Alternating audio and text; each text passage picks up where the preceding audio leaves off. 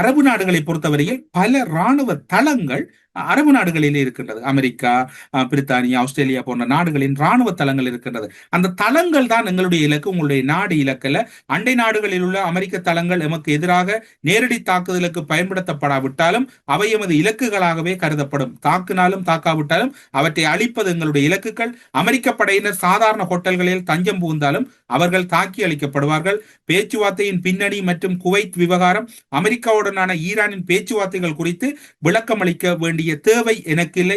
ராஜதந்திரத்தில் Iran நிராகரித்து வன்முறையை தூண்டுகிறது என்ற குற்றச்சாட்டை தவிர்ப்பதற்காகவே நாம் வாஷிங்டனுடன் பேச்சுவார்த்தையில் ஈடுபட்டோம். ஈரான் தரப்பு பேச்சுக்கு வருகிறதில்லை, ஒரு சர்வாதிகாரத்தை நோக்கி நகருகிறதா என்பதனால் தான் நாம் வாஷிங்டனுடன் பேச்சுவார்த்தையில் ஈடுபட்டோம்.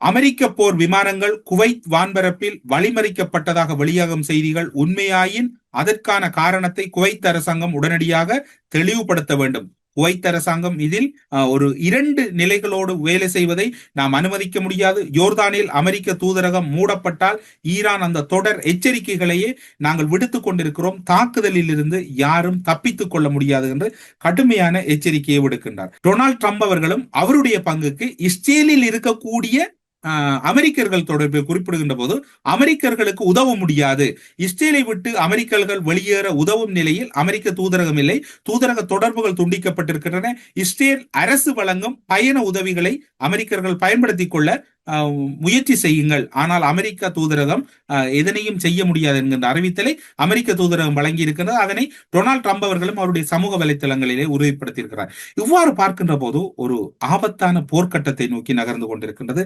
கனரக ஆயுதங்கள் குவிக்கப்பட்டிருக்கின்றன. அமெரிக்காவின் B-2 விமானங்கள் ஈரானை முழுமையாக துவம்சம் செய்ய வேண்டும் என்கின்ற வகையில் பதம் பார்த்துக் கொண்டிருக்கின்றன. ஒவ்வொரு நாளும் இரவு வருகின்ற போது ஈரானினுடைய தாக்குதல் இஸ்ரேலை நோக்கி கனதியாக இருக்கின்றது. டெல் அவீவை அழித்தே தீர்வோம் என்கின்ற கங்கணம் கட்டி நிற்கின்றது ஈரான். இவ்வாறு பார்க்கின்ற போது இந்த யுத்தத்தின் தன்மை என்பது கைமீறி சென்று விட்டது என்றே கூறக்கூடியதாக இருக்கின்றது. இன்னும் ஒரு விடயம் இப்போது மறைமுகமாக இயற்கையோடு தொடர்படுத்தி பேசப்படுகிறது. ஈரானில் ஏற்பட்டது நிலநடுக்கமா அல்லது அணுவாயுத பரிசோதனையா என்கின்ற கேள்வி பரவலாக எழுப்பப்படுகிறது. நிலத்துக்கு அடியில் மிகவும் குறைந்த அளவில் ரிக்டர் அளவில் நிலநடுக்கம் ஒன்று உணரப்பட்டதாக அமெரிக்க நிலவியல் நிபுணர்கள் கூறியிருக்கின்றார்கள். ஆனால் அது உண்மையில் நிலநடுக்கம் தானா என்கின்ற சந்தேகம் இருக்கின்றது. ஈரான் மீது அமெரிக்காவும் இஸ்ரேலும் போர் தொடுத்து வருகின்றது. ஈரான் உயர்மட்ட தலைவர் அயத்துல்லா அல் கமேனி இறந்த பின்னர் ஒரு அணுவாயுத பரிசோதனை ஒன்றை ஈரான் மேற்கொள்வதற்கு வாய்ப்பு இருப்பதாக எதிர்பார்க்கப்பட்டிருக்க